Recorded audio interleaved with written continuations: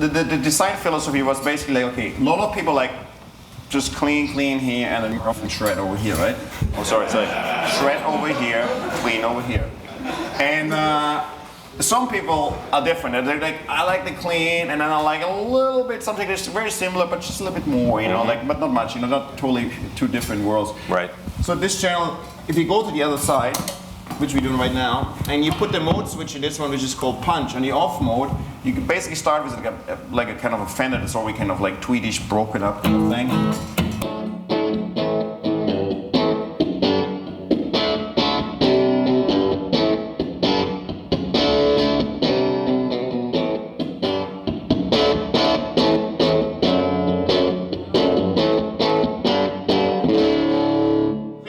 That's kind of like, you know, where the other one leaves off. But, right. You know, of course, you can push it some more, get some more like vintagey, like kind of like, you know, whatever.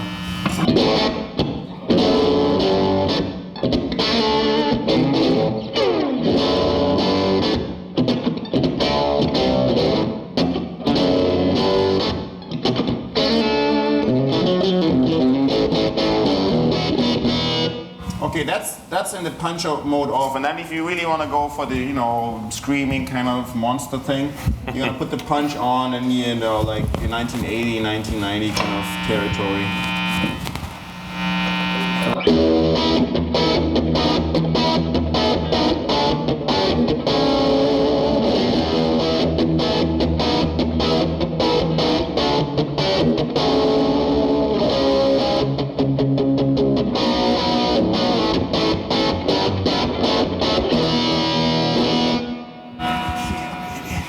Okay, little chicken in the same there.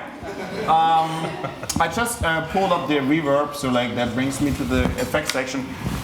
The unique thing on this amplifier is like there's a reverb and a delay in it, and the delay is a tap tempo which you can access here on this button. It's very straightforward. You can have three kind of different delays or three different tapes.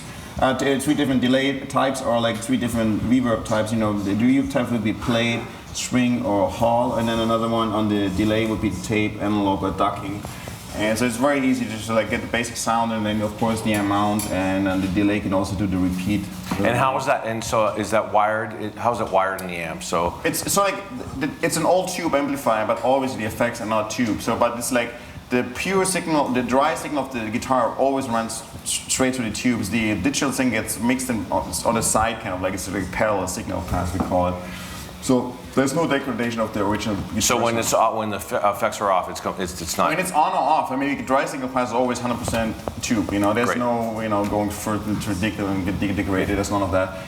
There's also a loop in the back, which also runs parallel. You can dial in the back and runs to similar parallel like the built-in effects. But you know, this amplifier was basically designed so like you just need a guitar chord and you're ready to go for most gigs. 90%, you know, you have the delay and the reverb built-in. You don't need another pedal for distortion. You need right. another reverb or delay pedal. It's all in there. I mean, unless you're like Robert Fripp or something, you know, you might need a few extra, you know. Well, yeah. God bless him. Woodsy too, you know. But hey, so like that's it. There's another very important feature which is called, like half power switch, but it actually is not so much a power thing. I mean, it does cut the power in half, but it also changes the feel of the amp. It gets much more saggy, squishy, browned out. So you're going from 40 watts to 20 watts, but you know, it's also like it runs on a lower plate voltage, which makes the amp much more squishier. You know, like a similar thing, like you know, when Halen used to, for example, run his Marshalls on like 90 volts instead of 110 or 120, and that gives it a little bit of like this washed out, like browned out sound they call it, you know. So like, you know, so we can demo that really quick. It's a big feel thing too, you know. So now it's on 40.